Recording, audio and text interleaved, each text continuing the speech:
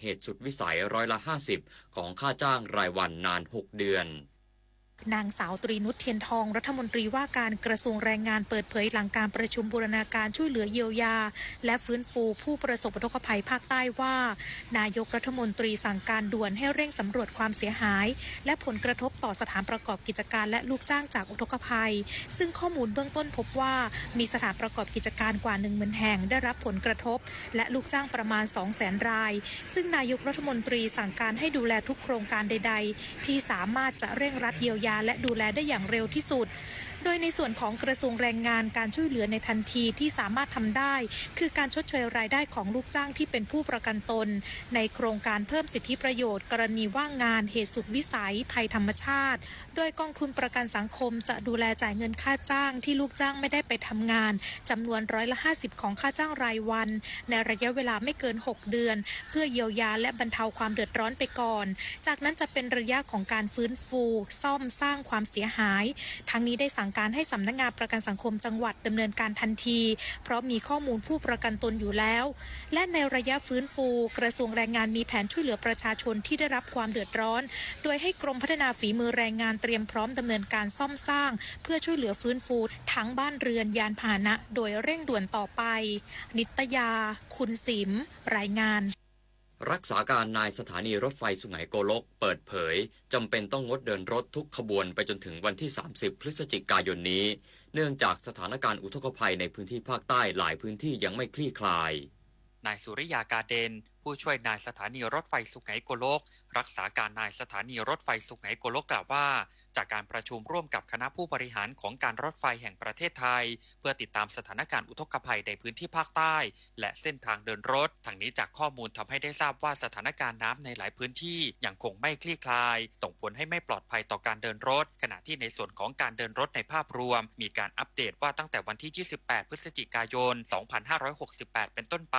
จะมีการเดินรถจากสถานีกรุงเทพอภิวัตรมาถึงสถานีพัทลุงและตั้งแต่วันที่29 พฤศจิกายน 2568 เป็นต้นไปจะมีการเดินรถจากสถานีพัทลุงไปยังสถานีกรุงเทพอภิวัตรทั้งนี้หากระดับน้ำลดลงแล้วทางการรถไฟแห่งประเทศไทยจะเร่งดำเนินการซ่อมปรับปรุงสภาพทางเพื่อเปิดการเดินรถตามปกติโดยเร็วที่สุดอย่างไรก็ตามขอแนะนำให้ผู้โดยสารตรวจสอบข้อมูลการเดินรถก่อนออกเดินทางผ่านช่องทางประชาสัมพันธ์ของการรถไฟแห่งประเทศไทยพร้อมขออภัยในความไม่สะดวกทางนี้ผู้โดยสารสามารถตรวจสอบเวลาและตำแหน่งขบวนรถได้แบบเรียลไทม์ได้ทางเว็บไซต์ ttsview.railway.co.th หรือสอบถามข้อมูลเพิ่มเติมได้ที่สถานีรถไฟทั่วประเทศและศูนย์บริการลูกค้าสัมพันธ์โทร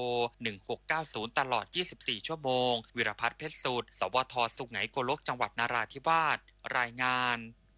โรงพยาบาลนราธิวาสราชนครินทร์จัดทีมบุคลากรทางแพทย์สนับสนุนภารกิจโรงพยาบาลสนามที่อำเภอหาดใหญ่จังหวัดสงขลา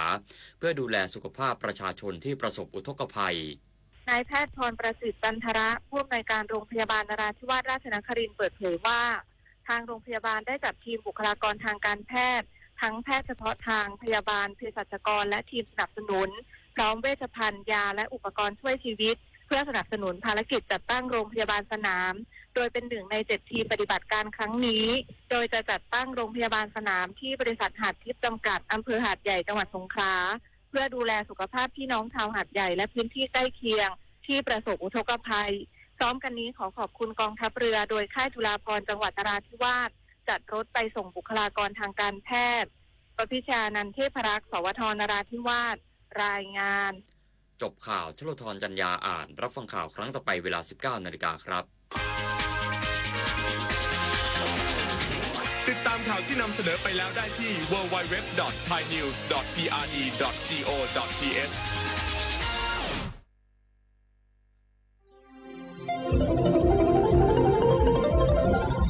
วิทยุแห่งประเทศไทยให้ความรู้คู่ความสุข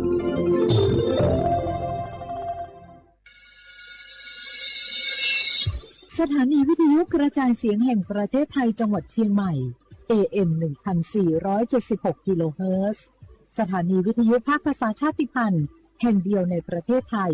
ที่มีความทันสมัยเชื่อถือได้สร้างอัตลักษณ์กลุ่มชาติพันธุ์สู่สากล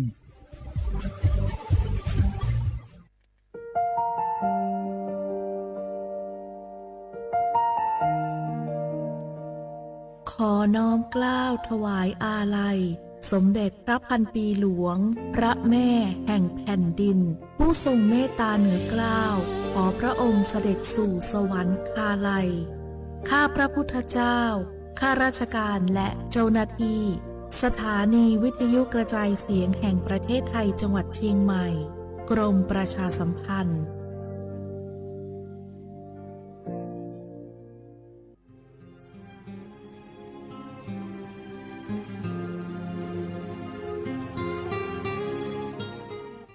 This is a moment of profound grief for the Kingdom of Thailand. The collective voices of Radio Thailand Chiang Mai, join the Thai nation in mourning the passing of our beloved Queen Martha, Her Majesty Queen Sirikit. Her life was a testament to the unwavering service, grace, and deep love for the Thai people. Our humble condolences and thoughts are with His Majesty the King, the royal family, and all the Thai people during this deeply sorrowful time. We will remember her forever.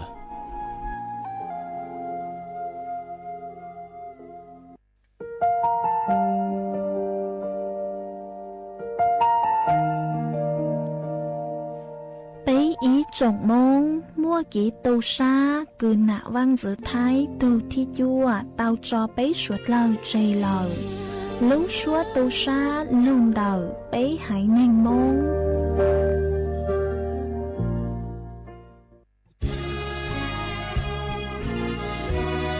พระบารมีปกเกล้าเพื่อปวงชนชาวไทย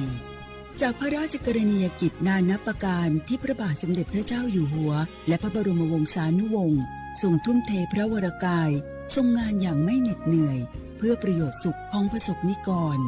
จากโครงการหลวงสู่การพัฒนาแหล่งน้ำส่งเสริมการศึกษาและด้านสาธารณสุขที่มุ่งเน้นการพึ่งพาตนเองและการพัฒนาอย่างยั่งยืนทุกย่างพระบาทคือการทรงงานทุกพระราชดำริคือพลังแห่งการพัฒนาเพราะประชาชนคือหัวใจของแผ่นดินร่วมเสริมสร้างความรักในสถาบันหลักของชาติโดยสำนักงานประชาสัมพันธ์ที่ 3 กรมประชาสัมพันธ์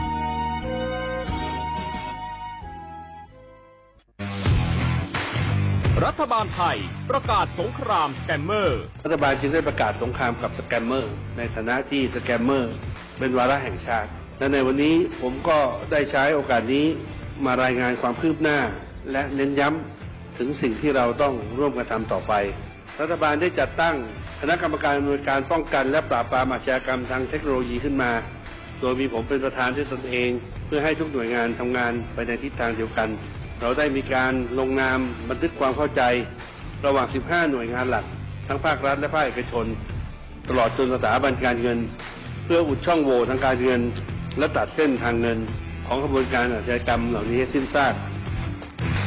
รวมพลังคนไทยต้านภัยสแกมเมอร์นายอนุทินชาญวีรกูลนายกรัฐมนตรี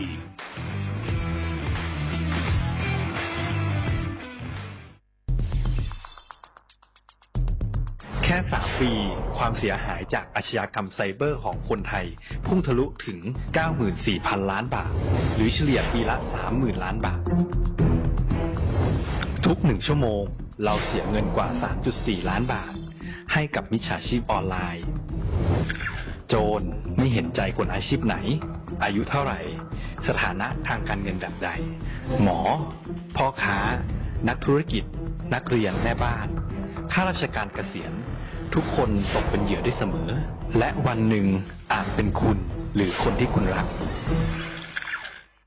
เพราะจุดอ่อนร่วมของเหยื่อคือความเร่งรีบขาดสติหรือแม้แต่บางครั้งก็เกิดความโลภจนเกินไปอย่าปล่อยให้การกดคลิกเดียวลิงก์เดียวทำให้โจรยิ้มกว้างวันนี้ถึงเวลาแล้วที่คนไทยทุกคนจะต้องร่วมมือกันสร้างภูมิคุ้มกันอาชญากรรมไซเบอร์ช่วยกันหยุดก่อนที่ภัยไซเบอร์จะทำให้คนที่คุณรักและตัวคุณเองกลายเป็นเหยื่อ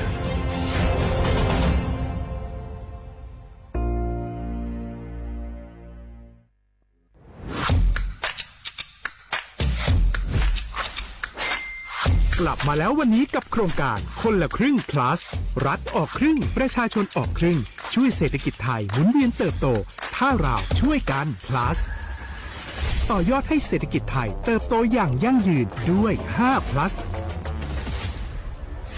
plus ที่1เพิ่มช่วงอายุผู้เข้าร่วมโครงการจาก18ปีเป็น16ปี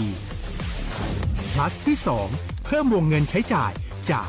150บาทเป็น200บาทเพิ่มพลังซื้อของประชาชนเพื่อกระตุ้นการหมุนเวียนในระบบเศรษฐกิจฐานรากลดภาระค่าครองชีพ plus ที่3เพิ่มสิทธิพิเศษด้วยการดูแลผู้ที่อยู่ในระบบภาษีให้ได้รับสิทธิพิเศษมากขึ้นเพื่อสร้างแรงจูงใจให้ทุกคนร่วมอยู่ในระบบอย่างโปร่งใส plus ที่4เพิ่มโอกาสให้นิติบุคคลขนาดเล็กเข้าร่วมได้ให้ธุรกิจเติบโตเป็นกำลังสำคัญของเศรษฐกิจไทย plus ที่5เพิ่มทักษะใหม่เพื่อพัฒนาให้ร้านค้านำความรู้ใหม่ๆมาช่วยเพิ่มยอดขายลดต้นทุนเรียนรู้เติบโตและปรับตัวไปกับเทคโนโลยีใหม่เพื่อสร้างเศรษฐกิจที่แข็งแกร่งจากคนละครึ่งสู่คนละครึ่ง plus ไม่ว่าจะสั่งข้าวคนละจานชาเขียวคนละแก้วขนมเค้กคนละชิ้นหรือหลายๆชิ้นก็ใช้ส่วนลดได้ทันทีสูงสุดวันละ200บาทแถมใช้กับฟู้ดเดลิเวอรี่ก็ยังได้สำหรับประชาชนไทยอายุ16ปีเป็นต้นไปสมัครรับสิทธิ์ผ่านแอปพลิเคชันเป๋าตังวันที่ 20-26 ตุลาคม 2568 สำหรับร้านค้าที่สนใจร่วมโครงการสมัครได้ผ่านแอปถุงเงินวันที่ 15 ตุลาคมถึง 19 ธันวาคม 2568 แล้วเตรียมพร้อมรับลูกค้าจากทั่วประเทศเพราะนี่คือโครงการที่คนไทยทุกคนช่วยกัน plus เพื่อให้เศรษฐกิจไทยโตไปพร้อมกันโครงการคนละครึ่ง plus ดำเนินการภายใต้เป้าหมายที่ชัดเจนของรัฐบาลในความต้องการกระตุ้นเศรษฐกิจลดภาระค่าครองชีพให้ประชาชนและยกระดับศักยภาพผู้ประกอบการไทยให้พร้อมในยุคดิจิทัลโดยยังคงยึดหลักความโปร่งใสตรวจสอบได้และป้องกันการใช้สิทธิที่ผิดวัตถุประสงค์คนละครึ่ง plus เพิ่มพลังเศรษฐกิจไทยพร้อมโตไปด้วยกัน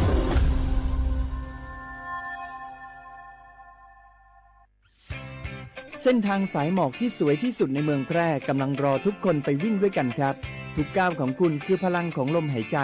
ชวนเพื่อนชวนครอบครัวมาวิ่งฝ่าสายหมอกเพื่อโรงพยาบาลแพร่ในวันอาทิตย์ที่ 7 ธันวาคม 2568 บริเวณลานกิจกรรมหลังวัดพระธาตุช่อแฮ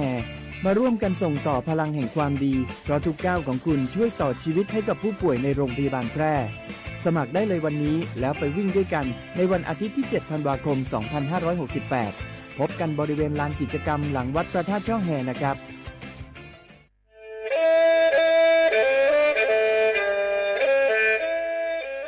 จอหนูจื้อคณะรัฐมนตรีเตามั่วมติเถานุติเน่งเก่าจั่วลูกเก่าคลีนดูชงอ้อเช้งจื้อปัวเจ้าเจ้าช่างกวดเล่งมั่งเกล่าเต้งเหม่งสถานะหาสัญชาติจัวจอตัวเองคือย้อจัวหูเตเฉอไทยเจ้าเล่จู้ใจมาตราเก่าช่างแห่งพระราชบัญญัติคนเข้าเมืองชงอ้อเช้งจื้อปัวเน่งเก่าอ้อ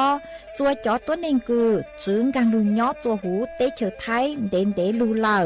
ห้ามั่วทะเบียนประวัติเจ้าเก๋เจ้าใจมั่วเป็นสื่อจีนเต้าเต๋อถอสถานะคนต่างด้าวเข้าเมืองอย่างเจ้าเก๋เจ้าใจเตาหาเจ้าเลจู้ใจมาตราชางทวิแห่งพระราชบัญญัติสัญชาติชงอ้อเช้งจื้อปัวยี่จอตัวเองคืออยู่จัวหูเตเฉอไทยคือมั่วเล่งจื้อรอชื่อเล่งหน้าย้อจัวหูทะเบียนประวัติบุคคลคือจื้อมั่วสถานะทางทะเบียนมั่วเป็นสื่อจีนเต้าเต๋อถอสัญชาติไทยเตาย้อนย้อจัวตัวเจ้งกรุงเทพจีนเต้าเต๋อเตาจวนเต๋อสำนักบริหารการทะเบียนกรมการปกครองหวยย้อนย้อจัวหรือลู่เสงจีนเต้าเต๋อถอเตาจวนเต๋อนายอำเภอเจ้าเลขอเชากือยุ่งย้อเจ้าเลนูฮะชื่อเหอราชการภายในนุติเนงเก่าจัวลู่เจ้าลินดูชงอ้อเช้งจื้อปัวเจ้าเจ้าจัว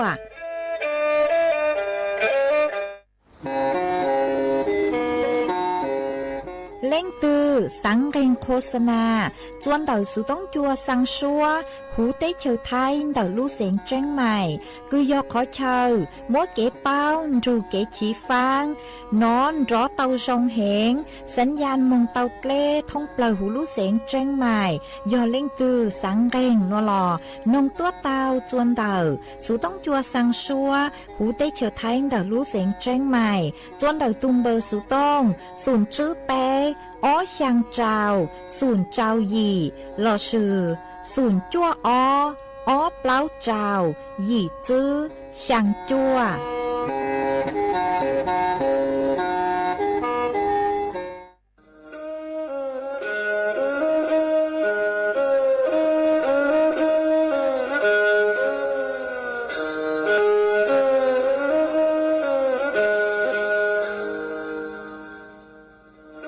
đào núa số tông chua sang xua hú tế chờ thay đào lúc sáng tranh mày lúc sư hỏi hà lù mông inu bấy hà ó ra yang sơn dấu bấy hà thảo sư hỏi giữ tính dù trao tính yang trao đô bấy hà thảo sư hỏi cậu giang tính dù cậu dị tính sang tầng đào sang AM kế ít thanh bao bùa sang chậu trao kHz đào núa mông do bấy lưu mông suốt lờ so căng nông tàu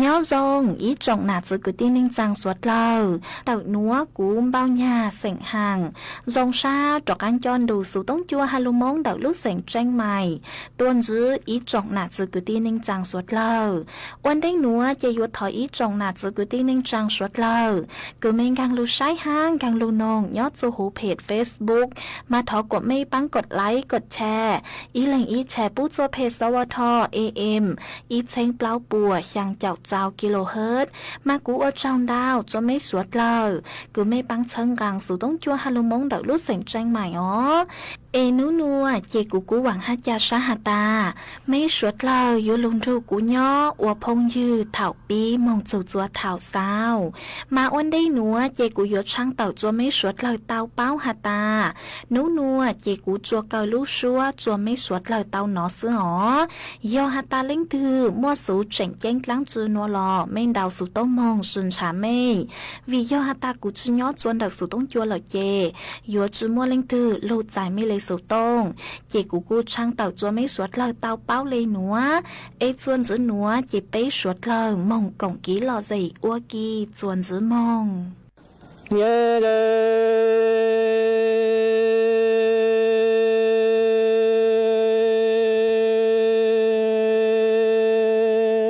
khó xe qua lùa bảo lý nó mà đủ tê ở lá tê mong vì nhớ trong đủ sĩ trong lê lù lia cho kê đê mù qua lùa nó nghĩ ai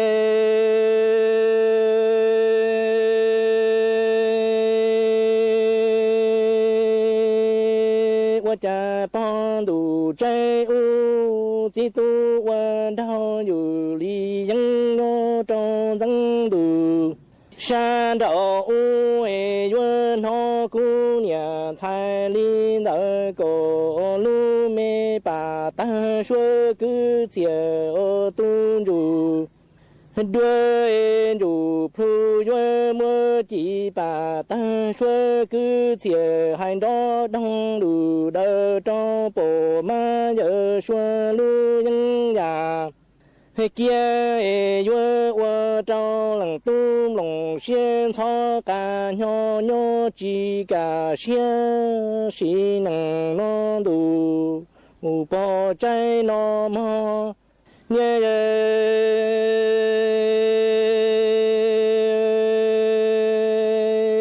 chỉ tu yuan qua đau dù là li nhân nhon tăng đủ tê chờ sa đậu y yuan mu bỏ cú nhà thái lu mê chế mồ sa yuan mu qua yo lợi sơ vơ dân cho chỉ bà ta xuơ cứ thiệt đó đông đủ lý đa cho bộ ma giờ xuơ nhân nhà cứ vơ vơ cho lòng tu lý cũng lòng xuyên thọ nhủ nhỏ mù cho lòng chữ ma mong lòng tu luôn giàu dạ vơ chỉ kia lòng tu lo vơ ca cứ đủ cho mù cho lòng tu pro cho yên đủ xe tiền tiền lu chạy mà xuân đi tên đi tới nhỏ ni mù thao lu nhung to cho lòng lia lòng chỉ bà chế bê cháu trả lo lòng to lo cho chỉ tu mà li cho kia lu trên cả thao tu li cú lo thao cổ我是多的独立者，母亲人找不满要说给谁不愿容忍，都不叫一种之中的不都把债务到报告都免住。把多修把普拉努力牛找宝马要说路人呀见梦可羡慕我了那天哦年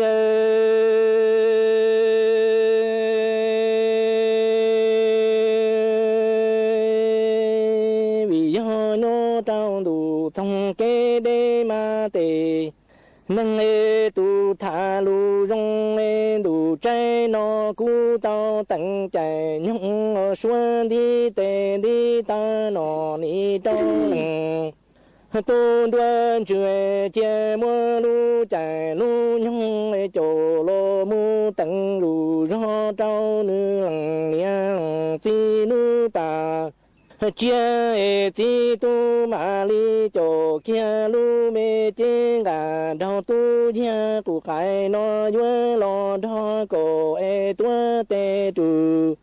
si li chơi vui mu yu khư sẽ chỉ tu bờ vui rong lăng tu sẽ ta li du bỏ trái u bỏ bờ tao cho cái mua cổ nhẹ thì nhẹ chua bỏ cổ tu đủ đuôi luôn thì đủ phu sơ trơ cho bỏ ma giờ xua lu dân già khư đủ tê lá tì nâng tu chế rong mò nhẹ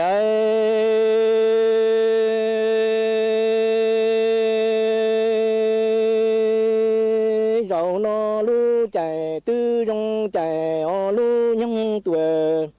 lo rong nhung nhung nó tao sơ lo bia dù li dân thọ cổ lo qua kê chơi mơ tuổi cổ tê li trơ mà li mù tuổi tê trụ trơ thả lu tụ tan chia rong cổ mù nó ta bò mà giờ xua y plua mò trên để cu nhớ để qua lùa lu chế chia ra tư chỉ rong thao đủ chia liên thu lo sẽ chỉ tu mà li qua ra qua dân hai mươi kinh cầu lo hai chùa pha cho lo ta pha tuổi chơi lo thu sẽ qua mùa in nông tư cổ lu trên cầu sư chỉ cho cái qua cả tu lu trên cả thao tu nó lo qua cổ tu lu mong khó xe mù qua lừa nó theo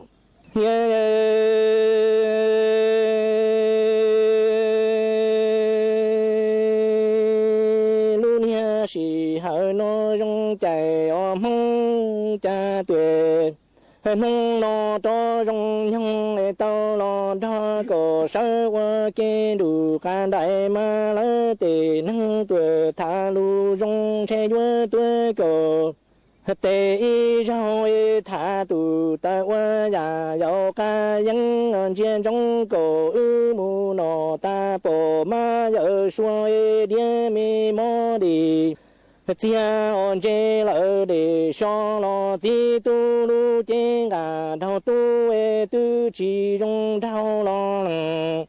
tu yo ta ra ta cho hay ta nu tuổi nhớ thao mò sẽ tí tu cu nhà在马里找米把他说个结婚就说路我就发高增了大山薄膜一弄都女知道该么一毛都不干路没见人家容到领导个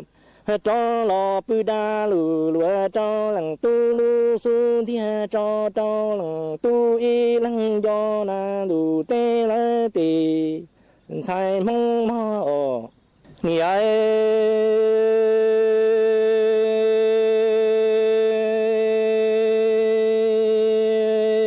靠先往路弄了的才梦要弄到大队早些多几多，也原老莫名就说一个天，原老还就发一堆，高增多老好，谁不原好到咁龙先过梯队。lon thọ cú em lòng chưa quờ thi tuổi sơ thọ bé chi tu ni nhon đủ thông kê đê lo chia mùa y nông tư sẽ cú nhẹ lòng sai lu mê chi gầu sân rong rong gầu liên đỡ gầu bơ cả cú đo thọ gầu nhớ lỡ nhẹ ở bên thì họ tua lần tu tê mu qua si ya giàu li nhân mu chi thông bờ nhẹ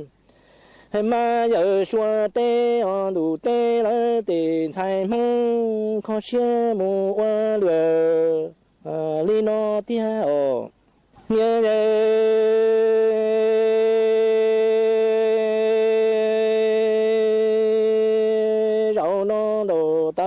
xuôi những cho đồng tê nó xa ta lù lùi cho ta tê nó chi tu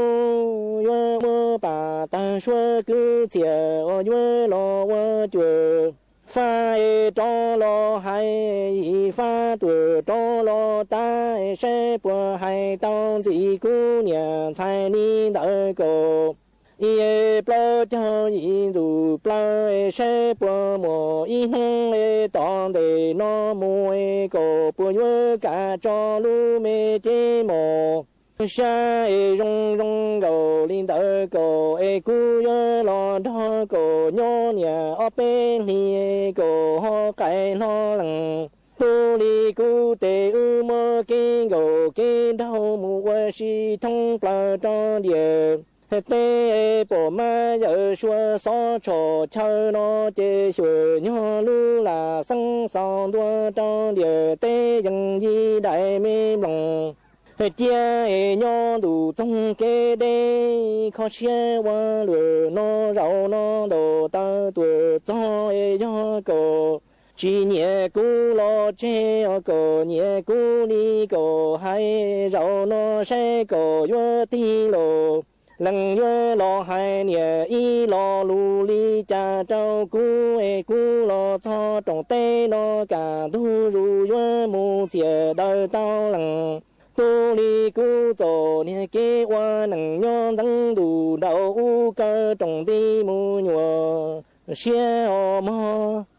ส่วนจือหนัวเจกุยมัวอีจังสื่อจะเลยถังคาจัวอีจงหนาจือกุตีนึงจางสวดเลยเตาเป้า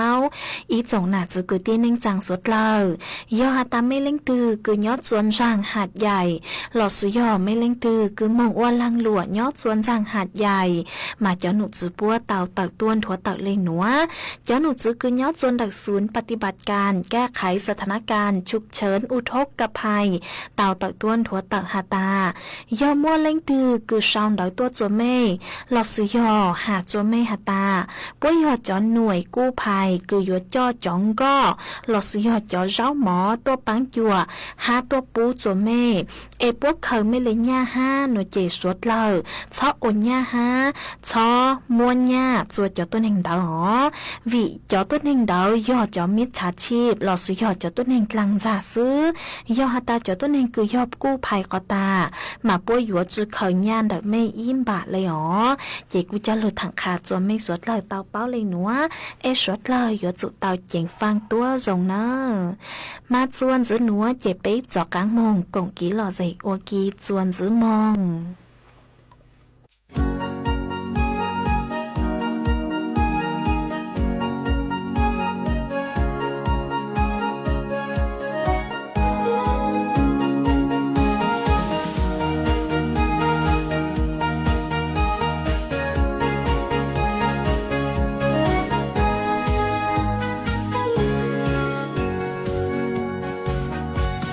说的情爱分，那说半生爱狂是人，那人是要说天我帮就安只问的茶包。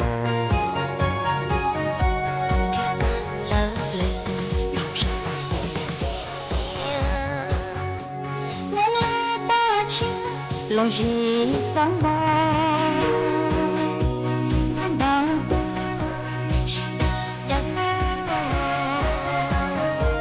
nam muốn trông trông ôi rộng rộng trông dòng dòng thảo ba đã tới mong xóa phong trần tua một sĩ phong nó chia bé trong đời bé hai em cho tôi mong rộng chia vang trang mong chia bé trong yêu bao trong cười của ba ta chẳng nhớ mong cho lo lắng đau thương đau tiếc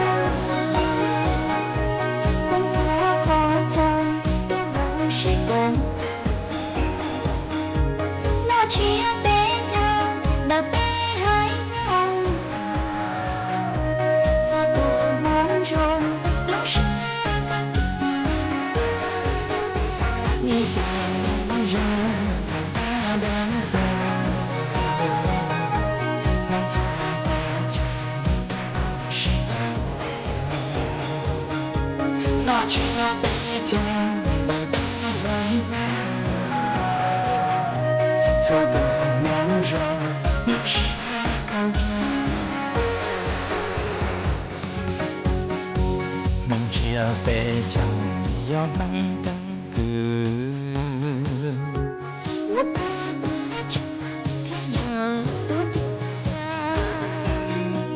mong cho lo lắng đau thương đau tiền mong lưu sống sự là更高mong lưu sống sự là更高相信一个人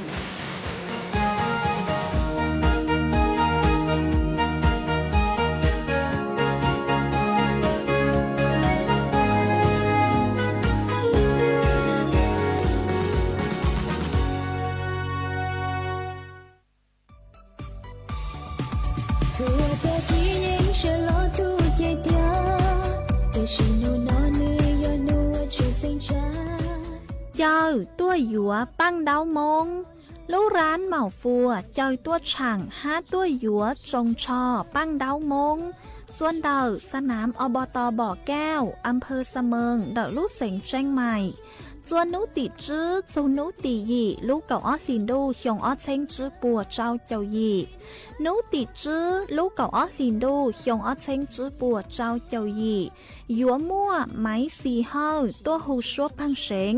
ให้หยัวมั่วกีชื่อตือเสงเจ๋เดินแฟชั่นโชว์จัวสวดเหล่าใช้ยอดส่วนนุติเจ้าลูกเก่าออลินดูหยงออเชงจื้อปัวเจ้าเจ้ายีหยัวมั่วมังว่างตัวหูชัวพังเสงห้าหยัวมั่วกีชื่อตือเสงเจ๋เดินแฟชั่นโชว์อ้วนหรือเก่าจัวสวดเหล่าใช้นุติยางลูกเก่าออลินดูหยงออเชงจื้อปัวเจ้าเจ้ายีหยัวมั่วไก่ท่อตัวหูชัวพังเสงห้าหยัวมั่วกีชื่อตือหนูน้อยแฟชั่นจัวสวดเหล่าใช้นุติยีลูกเก่าออลินดูหยงออเชงจื้อปัวเจ้าเจ้ายีหยัวมั่วกีชื่อตือหูชัวพังเสงจัวสวดเหล่าใช้สวดเหล่ายุนหงตัวกงเน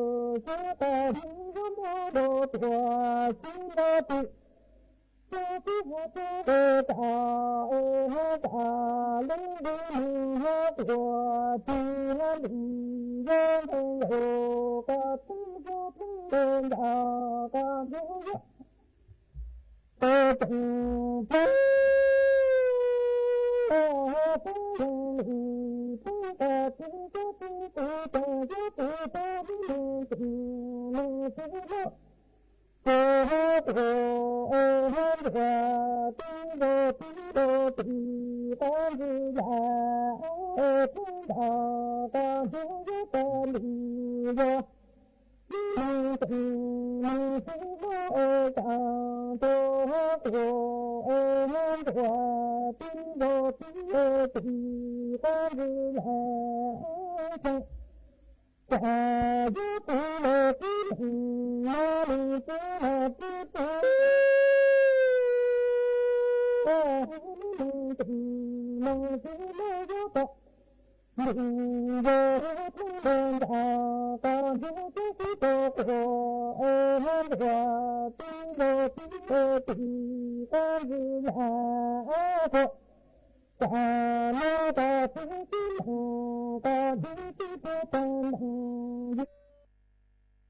ý trong nà giữ cứ đi nên trang suốt lờ lúc sư hơi yếu tăng lờ dây cũ ở trong đau cho mấy suốt lờ cứ mấy băng thân gàng sự tống chua hà lô mong đợi lúc sành tranh mày hà mấy cú lùn thu của nhỏ ủa phong dư thảo bí lù chua chua thảo sao lúc sư hơi yếu tăng lờ dây cú yếu sao sự tống chua chay cha lên núa lờ sư bây lên mạng cho cáng lô xuân rứt lùa chua thảo lúc sư hơi chứ tính chu trao tính ha cậu giang tính chu cậu dị tính nhỏ chùa chùa chùa nô em nô nua dây yếu sao số tông chùa chơi cha lên núa lợi sư thọ chùa quả mấy chùa chùa lên chùa tù chuẩn dư châu kỹ nó căng nhỏ rồng suốt là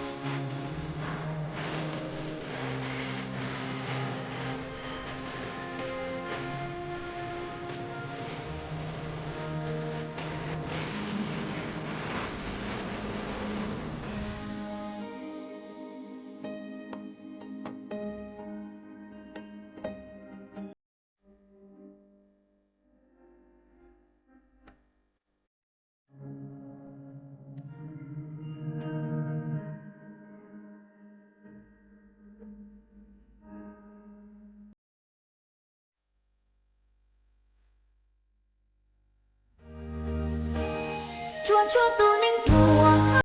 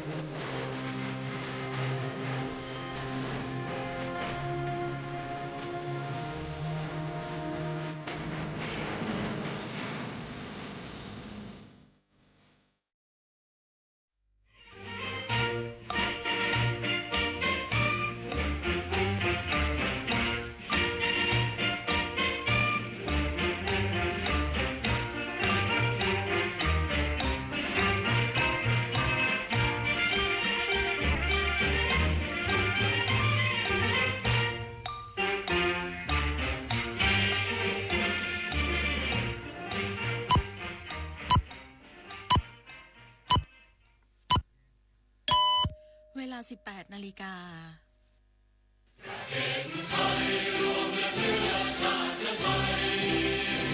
เป็นประชารัฐไทยของไทยทุกส่วนอยู่ดำรงคงไว้ได้ทั้งมวลด้วยไทยล้วนหมายรักสามัคคีไทยนิรักสงบ